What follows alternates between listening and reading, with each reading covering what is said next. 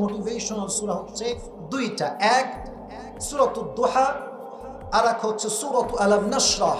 এই আয়াতগুলোতে আল্লাহ এমন কিছু মেসেজ দিয়েছে যে বান্দা বুঝবে, মানবে, তার জীবনে অশান্তি বলতে আর কিছু থাকবে না। সুবহানাল্লাহ পড়ে। তো এই সূরাটার কিছু প্রেক্ষাপট আছে, শানে নুজুল আছে। এই সূরার বৈশিষ্ট্য কি জানেন? এই সূরা পড়ার সঙ্গে সঙ্গে মাথার যেই চাপ, মাঝে মাঝে আমরা ঘুমের ওষুধ খাই চাপ সামলাইতে।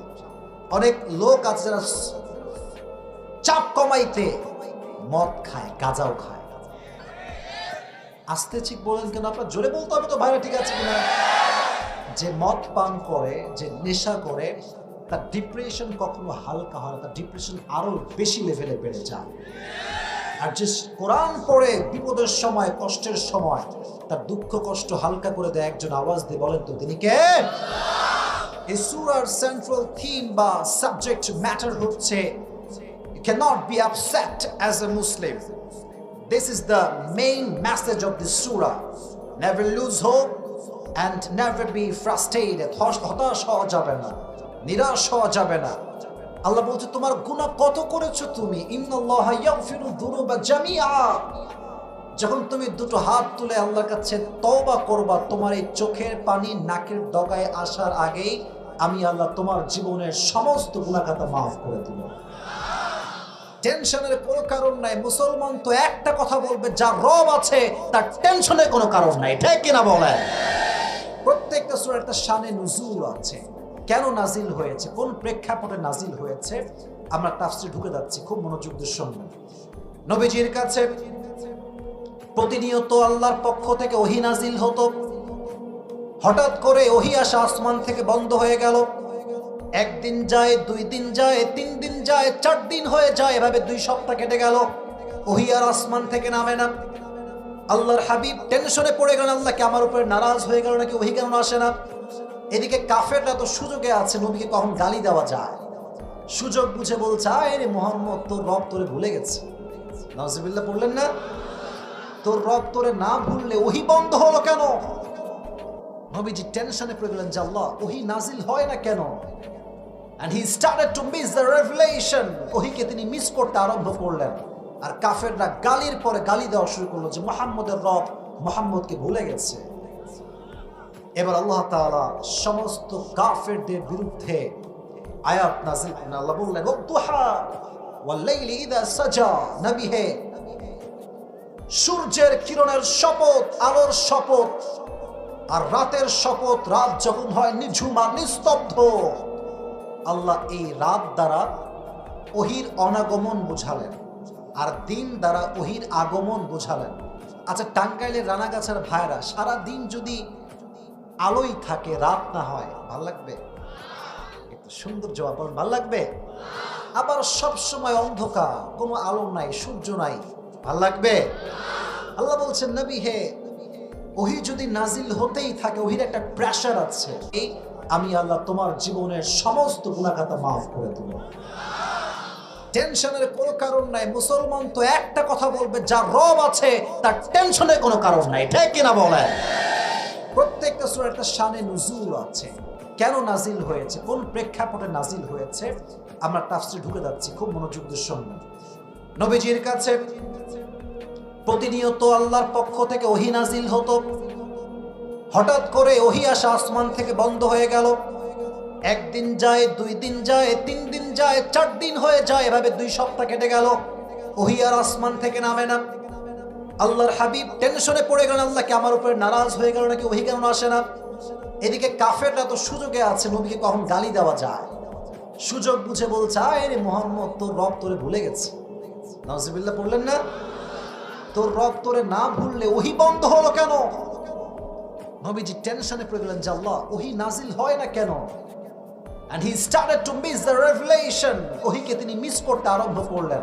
আর কাফেররা গালির পরে গালি দেওয়া শুরু করলো যে মুহাম্মদের রব মুহাম্মদকে ভুলে গেছে। এবার আল্লাহ তাআলা সমস্ত কাফেরদের বিরুদ্ধে আয়াত নাযিল করেন। আল্লাহ বললেন ওয়াদুহা ওয়াল লাইলি ইযা সাজা।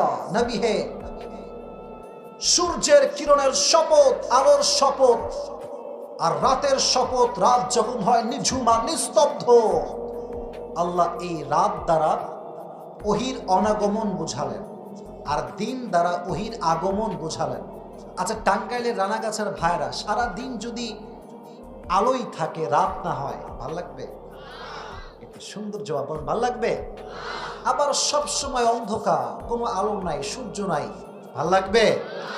আল্লাহ বলছেন, নবী হে, ওহি যদি নাজিল হতেই থাকে, ওহির একটা প্রেশার আছে, অলওয়েজ নাজিল হলে আপনার শরীরটা দুর্বল হয়ে যাবে। দিন শেষে রাতের ঘুম যদি মানুষের না হয়, মানুষের শান্তি লাগে না। তো আমি যে আপনার ওহি বন্ধ করেছি, এটার কারণ এটা নয় যে আমি আপনার উপরে অসন্তুষ্ট, বরং আমি বন্ধ করেছি একটা কারণ, যে আমার নবী কষ্ট পাবে, আরাম করবে না, এটা আমি আল্লাহ আরশে আজিম থেকে সহ্য করতে পারবো না। সুবহানাল্লাহ পড়ে। আপনার শান্তির জন্য, আপনার আরামের জন্য ওহিকে বন্ধ করে দিয়েছে। একজন আওয়াজ দিয়ে বলেন, তিনি কে? মা ওয়াদ্দাআকা রাব্বুকা ওয়া মা ক্বালা। Your Lord has not forgotten you, ya prophet. নবী হে, আল্লাহ তো আপনাকে ভুলতে পারে না। সবাই সবাইকে ভুলতে পারে, বাট আল্লাহ কাউকে ভুলতে পারে না। আজকে সমাজ, যুব সমাজ আজকে বেশি আসছে। আজকাল তো বাংলাদেশে প্রেমের কোনো শেষ নাই, রিলেশনের কোনো শেষ নাই। আর এখানে অনেক বোনেরা আসেন, আমি জানি, প্রত্যেকটা বোনকে আমি সম্মান করি। আচ্ছা, মাহফিলে এত বোরকাওয়ালি মেয়ে আসে, পার্কে যে বোরকাওয়ালিরা প্রেম করে, এরা কারা?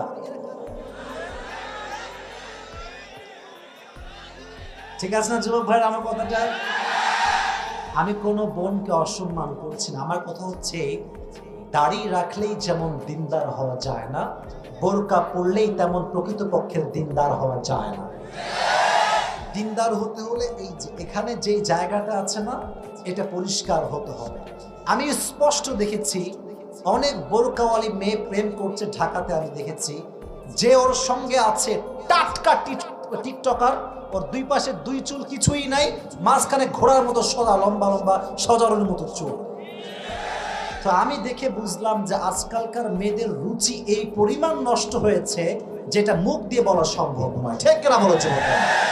তো যেটা আমি বলছিলাম, এই প্রেমে দেখবেন যখন প্রেম শুরু হয়, নয়া নয়া প্রেম, আরে বাপ রে, हम तुम्हें कभी नहीं छोड़ेंगे, मर जाएंगे लेकिन नहीं छोड़ेंगे।